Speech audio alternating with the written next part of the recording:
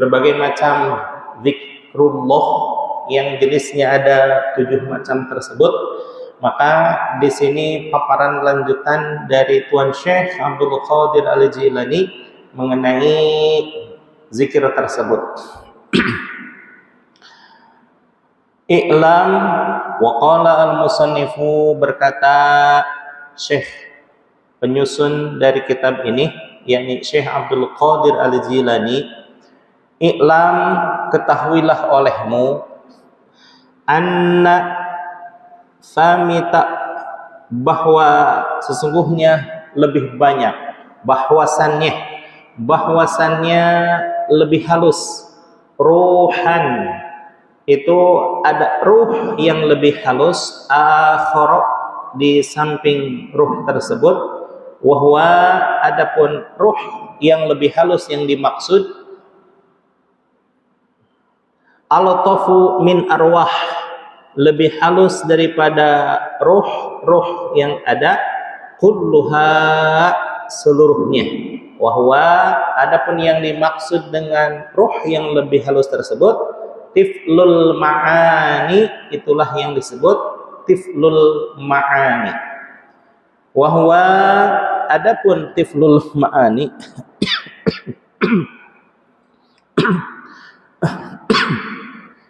wahwa, adapun tiflul ma'ani, wahwa latifatun da'iyatun, yakni latifah atau unsur halus.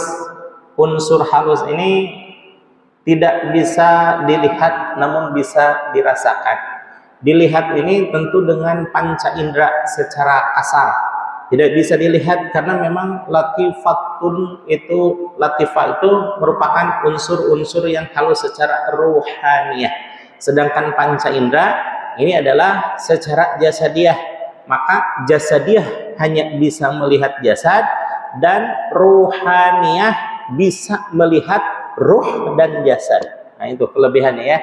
Jadi di dalam lagu juga bangunlah jiwanya, bangunlah badannya untuk Indonesia Raya. Nah, yang pertama dibangun itu adalah ruhaniyahnya, jiwanya, soulnya, bukan jasadnya.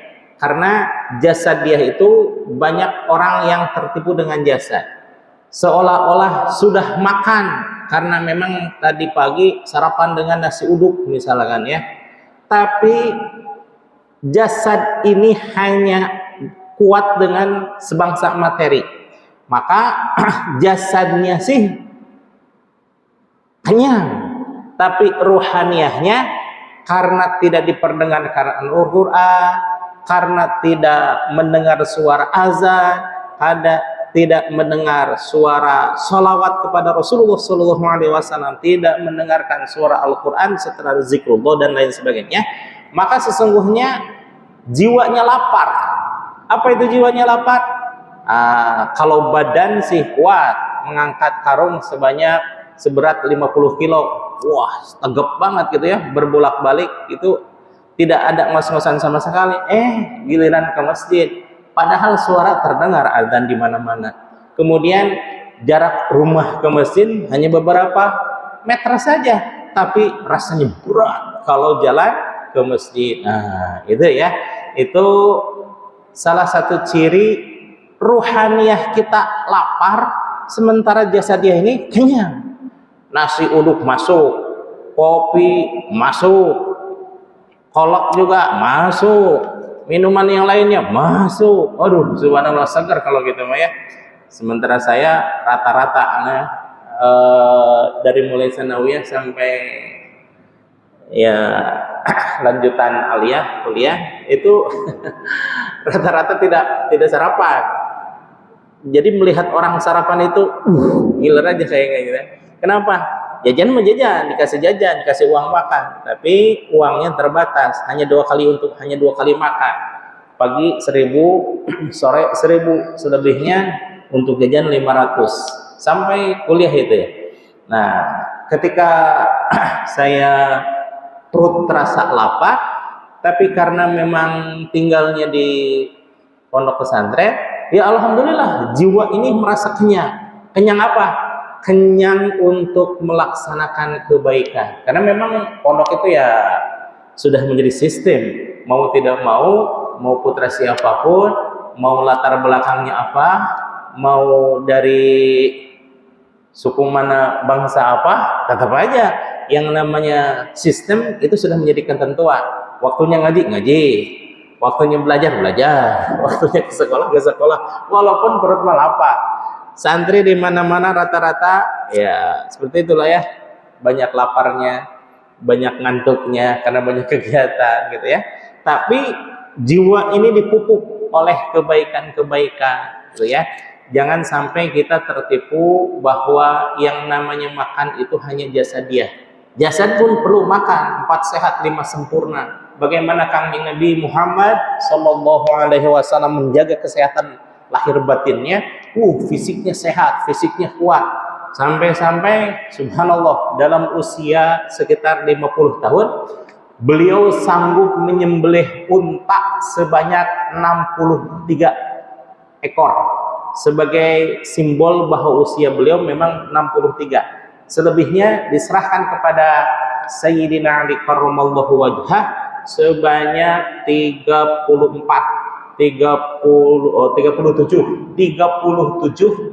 unta dilanjutkan oleh Sayyidina Ali. Berarti Rasulullah kurban unta sebanyak berapa? 100. 100. Di Indonesia ya, artis yang kurban hanya 1 ekor sapi untuk dirinya sendiri, hebohnya luar biasa. Misalkan Irfan Hakim menyembelih hewan kurban seberat 1 ton dengan harga 50 juta gitu ya, 50 juta. Hebohnya luar biasa. Berhari-hari dibicarakan itu Irfan Hakim ya. Orang soleh-soleh banget katanya. Soleh kok ada pakai banget gitu ya. Nah, rata-rata di Indonesia kurban itu hanya 1. Kecuali ya instansi ada ya beberapa ekor sapi. Tapi Rasulullah Shallallahu Alaihi Wasallam kurban itu sampai 100 ekor unta. Allahu Akbar. Saking kayanya Rasulullah Shallallahu Alaihi Wasallam. Sekaya-kayanya bangsa Indonesia paling banyak 5 atau 6 lah ya sekali kurban. 1 di kampungnya, 1 di musola, 1 di masjid, 1 di sekolah, 1 di masyarakat, 1 di tempat ya usaha, 1 di kampung mertuanya. Jadi 6 lah, paling banter itu, paling banter. Hebohnya luar biasa ya. Tapi Rasulullah Shallallahu Alaihi Wasallam 100 ekor unta udah biasa itu, udah biasa. Walaupun pernah suatu saat Rasulullah berkurban kambing untuk dirinya sendiri. Ini sebagai usroh ya, sebagai contoh bahwa apapun yang dilakukan oleh Rasul itu sebagai syariat bagi umatnya. Pertama, Rasulullah pernah berkurban kambing atau kibas ya, 1 ekor untuk dirinya sendiri. Kemudian Rasul pun pernah berkurban 1 ekor unta untuk keluarga dirinya dan keluarganya. Kemudian Rasulullah Shallallahu Alaihi Wasallam pernah berkurban untuk umatnya, masya Allah, untuk dirinya, untuk keluarganya, dan untuk umatnya. Hadza min Muhammadin li ummatihi, subhanallah ya. Kurbannya Rasul itu untuk umatnya. Lalu bagaimana?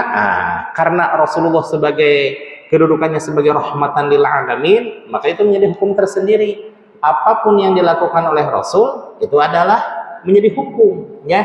Kecuali mohon maaf ya, untuk masalah pernikahan berbeda lagi. Jangan diikutin semuanya. Dan Rasulullah khususnya ya, ada keistimewaan tersendiri yang itu khususnya untuk Rasul. Bagaimana dengan Rasul? Rasul pernah menikah. Ketika Rasul meninggal itu Rasul pernah menikah sebanyak 12 kali di dalam al-Barzanji ya. Dan ketika Rasul wafat itu meninggalkan istri-istrinya 9 istri itu yang solehah. Apakah umatnya boleh menikah sampai 12 kali. Kalau 12 kalinya boleh, 12 kalinya boleh karena memang itu syariat Rasulullah. Tapi tidak boleh melebihi 4 dalam satu kurun waktu. Maksudnya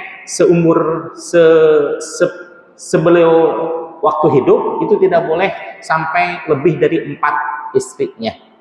Fankihu ma qabalakum minan nisa'i mathna wa thulatha wa ruba'.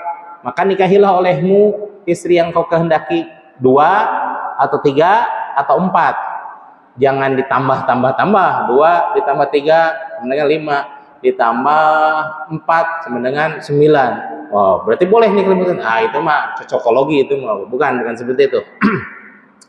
Itsna itu masna wa thulatha wa ruba', wa di situ al ikhtiyaru, pilihan. Boleh 2, boleh 3, boleh 4. Fa in khiftum alla la ta'dilu, kalau seandainya engkau khawatir tidak bisa berlaku adil, fawahidah, maka cukuplah nikah dengan 1 orang istri. Nah, gitu ya. Jangan dilihat bahwa ukurannya itu ada 2, 3, 4, bukan. Tapi fa in khiftum alla la ta'dilu, seandainya engkau merasa khawatir akan tidak bisa berlaku adil, fawahidah. Nah, fawahidahnya itu loh, itu yang sangat ditekankan oleh Allah dan Rasul, gitu ya. Jadi Rasul itu memiliki keistimewaan tersendiri. Di samping beliau tidak ada bayangan, di samping kulitnya tidak pernah dihinggapi serangga, di samping tidak pernah dihinggapi kutu, lalat, dan sebagainya. Ingusnya tidak pernah berair, mulutnya tidak pernah berbau, rambutnya tidak pernah gatal, kulitnya senantiasa mewangi, dan Rasulullah SAW yang paling istimewa adalah qalbunya. Bagaimana qalbunya? Nah, diterangkan dalam hadis, nama ainaini walayanamu qalbi. 2 mataku terpejam ketika aku sedang beristirahat. Ya wajarlah, itu namanya juga manusia ya. Lagi Rasul tidur, ya tidur ya. Namanya juga istirahat, mengkondisikan seluruh tubuhnya sehingga fit lagi untuk beribadah yang lainnya. Maka ketika bangun istaiqadz, Rasulullah bersiap untuk beribadah. Subhanallah. Tapi selama tidurnya Rasulullah SAW, qalbunya senantiasa being connected to Allah, senantiasa berhubungan kepada Allah, senantiasa mengingat Allah. Subhanallah, gitu ya. Bagaimana dengan saya? Saya mah jangankan boro-boro tidur, zikir lagi tidur, ya, lagi zikir aja hati mah tertidur, gitu ya. Masya Allah, saking susahnya dan saking jauhnya dari Rasulullah SAW. Namun mudah-mudahan kita senantiasa diberikan kekuatan untuk menghidupkan sunnah-sunnah Rasulullah SAW, baik di dalam diri dan keluarga dan juga masyarakat kita, insya Allah.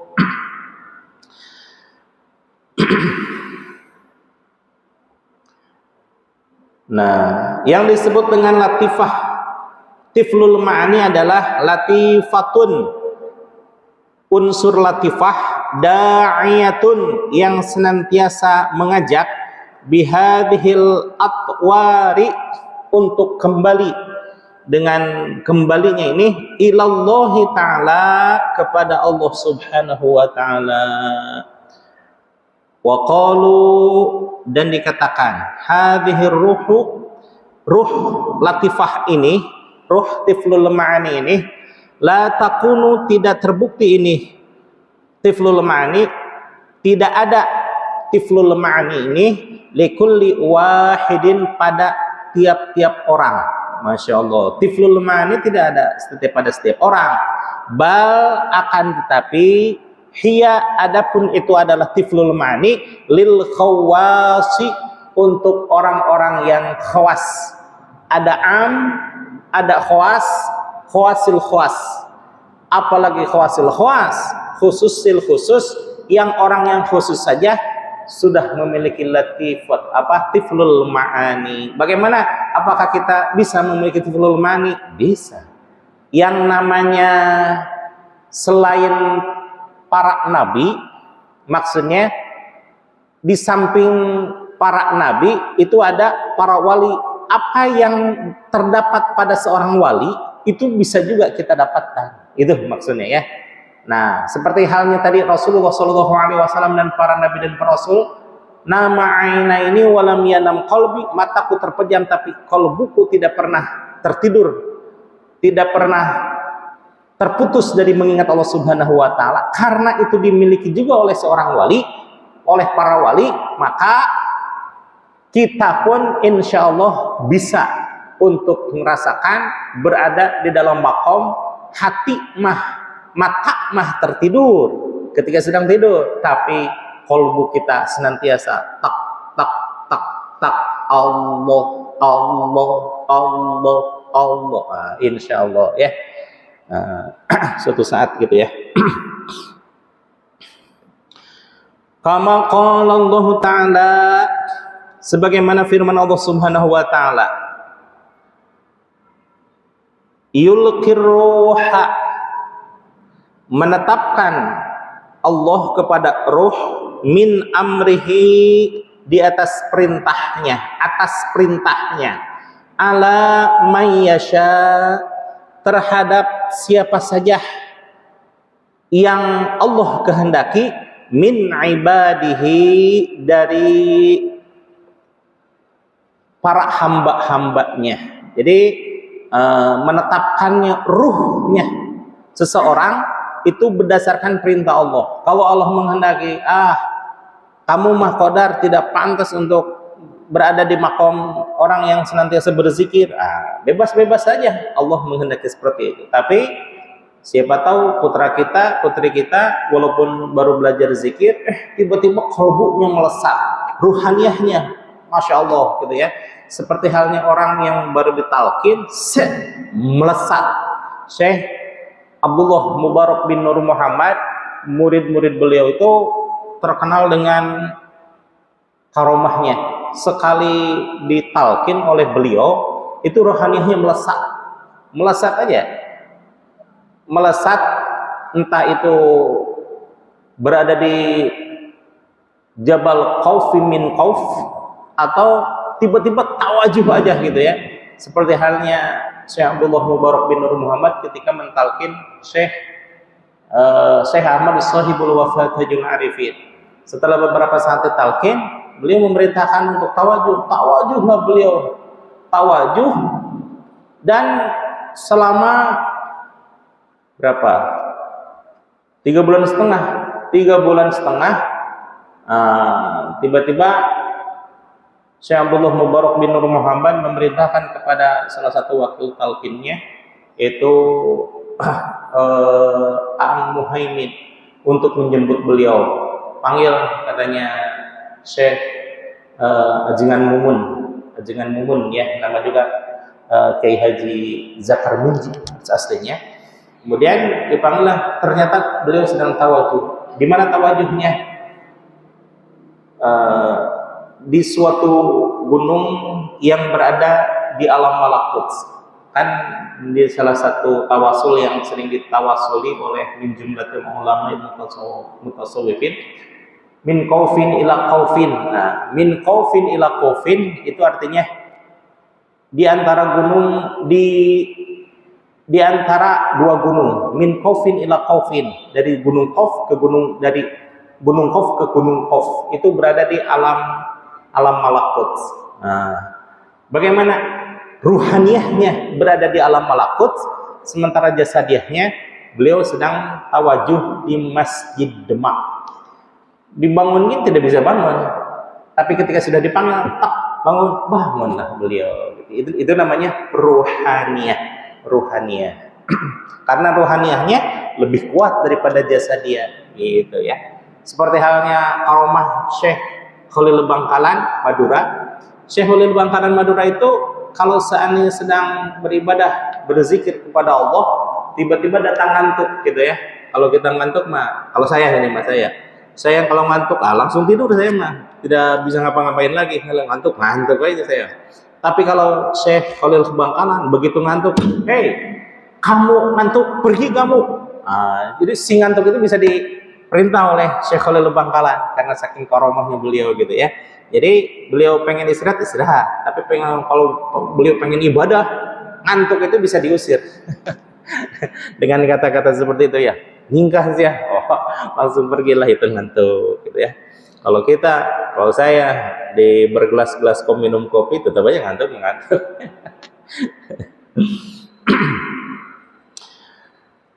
Ala man yasha'u min ibadihi, yang Allah kehendaki dari hamba-hambanya. Jadi yang memiliki tiflul ma'ani itu hanya orang-orang yang khas, yang memiliki kedudukan khusus di hadapan Allah Subhanahu wa taala, sebagaimana firman Allah surah Ghafir ayat ke-15. Wa hadhihi ruh, dan adapun ruh ini mulazimatun, secara terus-menerus alamil qadrati, berada di alam qadrah, di alam qudrah, musyahadatun alimil haqiqati, menyaksikan alam hakikat. La taltafit, tidak akan berpaling ila ghairillahi ta'ala, kepada Allah Subhanahu wa ta'ala, kitun, secara pasti. Maka orang yang memiliki tiflul ma'ani tersebut, mulazamatun alamil qadrati, itu selamanya berada di alam qadrah dan menyaksikan alam hakikat, tidak pernah berpaling kepada Allah sedikit pun, qattun, secara pasti. Kama qala Rasulullah sallallahu alaihi wasallam, sebagaimana sabda Rasulullah sallallahu alaihi wasallam. Ini subhanallah, sebenarnya ini hadis yang saya cari-cari ya, Ad-Dailam ini, yang di ujungnya nih. Di ujungnya betapa saya sangat memerlukan keterangan hadis di sini nih. Sabda Rasulullah sallallahu alaihi wasallam, ad-dunya, adapun dunia ini, kehidupan, kenikmatan dan juga kemewahan duniawi, haramun, itu adalah sesuatu yang haram, ala ahlil akhirati, bagi orang-orang yang sedang menuju akhirat, bagi orang-orang yang qalbunya tertuju kepada akhirat. Tapi sebenarnya akhirat ini kiasan, atau mohon maaf, bukan kiasan, ada challenge tertentu. Kalau orang selama ini hampir banyak yang menuju surga, apa-apa surga segala macam, takut kepada neraka, padahal itu adalah challenge. Itu adalah akhirat. Akhirat itu bukan tujuan, tapi salah satu dari tangga menuju tujuan. Apa tujuannya? Di akhir hadis ini nih. Ad-dunya haramun, bahwa dunia ini bahwa dunia ini adalah haram, ala ahlil akhirati, bagi orang-orang yang sedang menuju akhirat.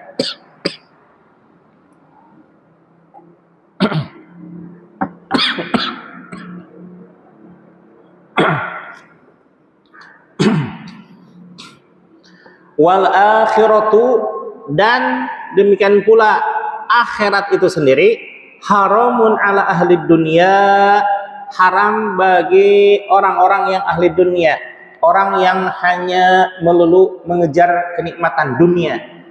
Dunia haram untuk akhirat, akhirat haram untuk dunia. Tapi bagi seseorang yang luar biasa ini ya, wahuma, adapun dunia dan akhirat, haramani, itu adalah dua perkara yang diharamkan, ala ahlullah, bagi orang-orang yang hanya mengejar Allah.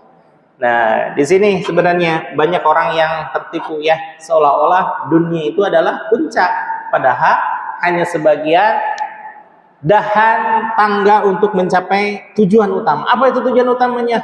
Allah. Di bab pertama sering disampaikan, anna lillahi jannatun, sesungguhnya Allah Subhanahu wa taala memiliki surga, la fiha qusurun, tidak ada bidadari, wala hurun, dan tidak ada mohon maaf, la hurun, tidak ada bidadari, wala qusurun, tidak ada gedung-gedung, tidak ada istana-istana, wala labanun, dan tidak ada surga, wala asalun, dan tidak ada madu. Perwakilan dari kenikmatan-kenikmatan sebangsa materialistik. Surga, surga, tidak ada surga, memiliki surga yang di dalamnya tidak ada bidadari, tidak ada gedung-gedung, tidak ada istana-istana, tidak ada asalun, tidak ada madu, tidak ada labanun. Bagi saya nih yang pecinta dunia, atau kalau nggak ada bidadari mah apa nikmatin surga? Tidak ada makanan, tidak ada minuman, tidak ada istana, tidak ya. Nah, bal huwa yanzuru biwajhillah, tapi di dalamnya terdapat kenikmatan puncak, yaitu yanzuru biwajhillah, melihat wajah Allah. Melihat wajah Allah kalau di dunia diartikan melihat kekuasaan Allah. Tapi kalau di akhirat nanti tidak ada lagi kata majazi. Melihat wajhullah artinya betul-betul melihat zat Allah subhanahu wa ta'ala. Tapi jangan dibayangkan mulai sekarang Allah itu seperti apa, bagaimana bentuk Allah, bagaimana rupa Allah. Tidak akan sanggup ya.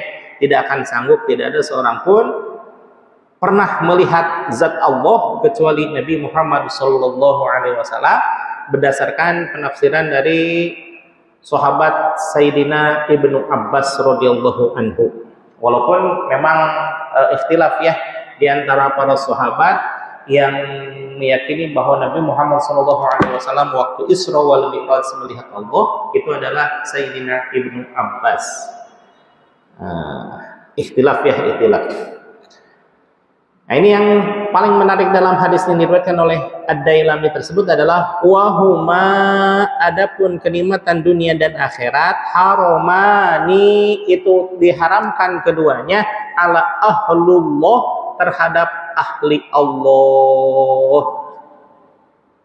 Bapak hadirin jemaah sekalian, kalau kita memperhatikan materi dari tasawuf apapun itu kitabnya, mau yang paling tipis seperti halnya Sulamut Taufik karangan Syekh Abdullah bin Husain bin Tahir Al-Hadrami Al-Hasani Al-Hadrami Ba'alawi itu, maupun kitab-kitab yang lainnya seperti halnya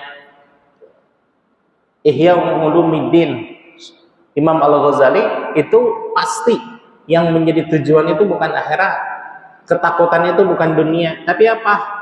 Ketakutan adalah ketakutan yang hakiki akan azabnya Allah Subhanahu wa ta'ala, dan kenikmatan yang hakiki yaitu rahmat dan ridho Allah. Jadi yang dituju di dalam ilmu tasawuf, kalau kita perhatikan dari awal sampai akhir, itu jarang ada pembahasan tentang surga gitu ya, kecuali ya ini menceritakan Syekh Abdul Qadir Al-Jailani menceritakan tentang surga di dalam makalah yang nomor 2-nya, itu hanya untuk menceritakan bagaimana tingkatan hati seseorang. Kalau para abidin, orang-orang yang ahli ibadah, itu masih berkutat kepada kenikmatan akhirat. Apa itu kenikmatan akhirat? Kenikmatan berupa surgawi. Tapi kalau seandainya sudah mencapai makom tajalli, hanya untuk Allah, hanya untuk Allah, lillahi billahi wallahi, itu semuanya diserahkan hanya saja semua sama Allah, gitu ya. Salah satu bukti bahwa malak Zabaniyah dan malak Malik itu walaupun domisilinya di neraka, tiap hari membolak-balikan kerak neraka, beliau tidak pernah merasa kepanasan, merasa terbakar, tidak. Kenapa? Karena dirinya sudah terbungkus dengan rahmat dan ridho Allah. Allah ridho terhadap malak Zabaniyah untuk berada di neraka, maka malak Zabaniyah pun menerima ketentuan Allah untuk hidup di neraka, dan itu fine saja, nikmat saja buat malak Zabaniyah.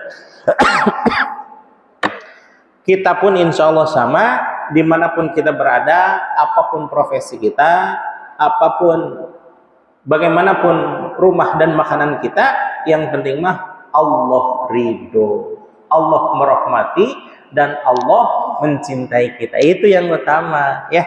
Bukan ya, memang surga harus boleh kita kejar.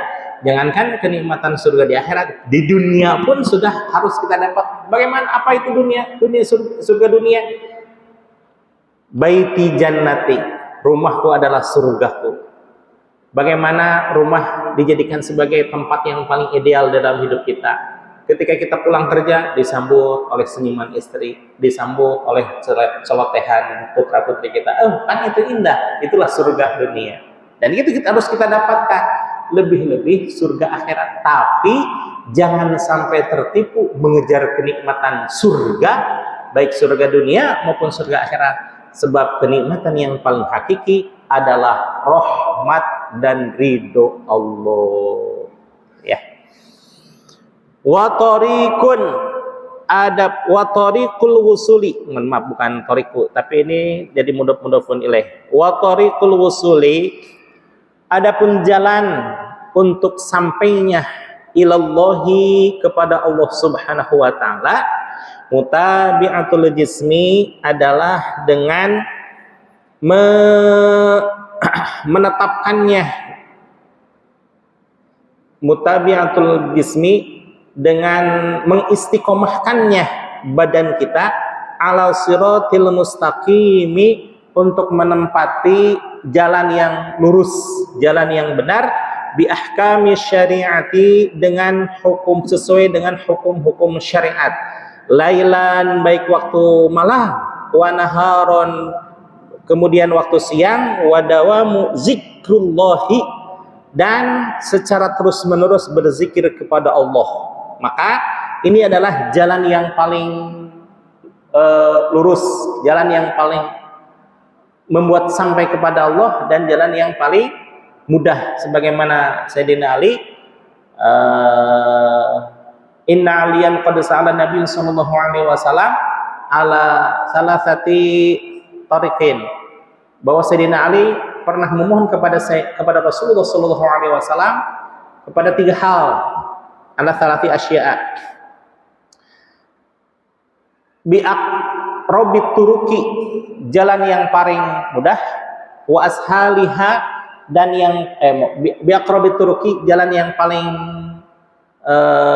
dekat, wa ashaliha, dan jalan yang paling mudah, wa afdoliha indallah, jalan yang paling afdol di hadapan Allah. Bagaimana jawaban Kangjeng Nabi? Alaika bimudawamati zikrillah, wahai Ali, wajib atas engkau untuk mendawamkan zikrullah. Seolah-olah Kangjeng Nabi Muhammad SAW bersabda kepada kita, wahai para penduduk Metlen Cilengsi dan sekitarnya, alaika bimudawamati zikrillah, wajib atas engkau sekalian untuk berzikir kepada Allah, gitu ya. Baik siang malam, wa dawamu zikrillah, dengan dan dawam secara dawam berzikir kepada Allah. Fardun, itu adalah suatu kewajiban, qaimun, yang tetap, ala talibina, atas orang-orang yang sedang mencari ridho Allah. Kama qala Allah Ta'ala, sebagaimana firman Allah Subhanahu wa taala, alladzina yadhkurunallaha, ialah orang-orang yang senantiasa berzikir kepada Allah, qiyaman, di dalam keadaan berdiri, wa qu'udan, dan dalam keadaan duduk, wa ala junubihim, dan dalam keadaan berbaring atau dalam keadaan tidur, wa yatafakkaruna fi khalqillah, dan berfikir tentang makhluk-makhluk ciptaan Allah. Ini ada di dalam surah Ali Imran yang sebelumnya, itu ayat 190, kalau yang barusan itu 191. Maka yang ayatnya adalah inna fi khalqis samawati wal ard, sesungguhnya di dalam penciptaan langit dan bumi, waqtilafil laili wan nahari, dan pergantian antara malam dan siang, la ayatin, sungguh terdapat tanda-tanda kekuasaan Allah, liulil albab, bagi orang-orang yang termasuk ulul albab. Lalu pertanyaannya adalah siapa itu yang termasuk ulul albab? Ulul albab alladzina. Nah, dijawablah oleh surah Ali Imran ayat 191, yaitu lanjutannya, alladzina yadhkurunallaha, ialah orang-orang yang berzikir kepada Allah qiyaman, dalam keadaan berdiri, wa qu'udan, dan dalam keadaan duduk, wa ala junubihim, dan dalam keadaan berbaring. Nah, berarti wa yatafakkaruna fi khalqis samawati wal ard, dan senantiasa berpikir tentang makhluk-makhluk ciptaan Allah. Ada dua pengertian. Pertama, bahwa zikir dalam keadaan berdiri, duduk, dan berbaring adalah artian tidur harus diusahakan untuk berzikir Allah. Bagaimana tuh, kan saya mah tidurnya tuh. Nah, diupayakan sebelum tidur kita memiliki wudhu dulu, dan setidak-tidaknya melaksanakan sholat sunnah 2 rakaat, yakni sholat sunnah taubat 2 rakaat dan sholat sunnah disyukri nikmat 2 aja itu ya. Taubat disyukri nikmat, taubat disyukri nikmat. Taubat fungsinya buat apa? Kalau seandainya hari-hari kita terkena, ya kalau saya mah sudah pasti terkena maksiat gitu ya. Dan disyukri nikmat, untuk mensyukuri segala macam kenikmatan yang Allah berikan kepada kita. Maka kita selamanya menjadi ahlu taubat dan ahlu syukri nikmat, ahlu syukur, ahli syukur gitu ya.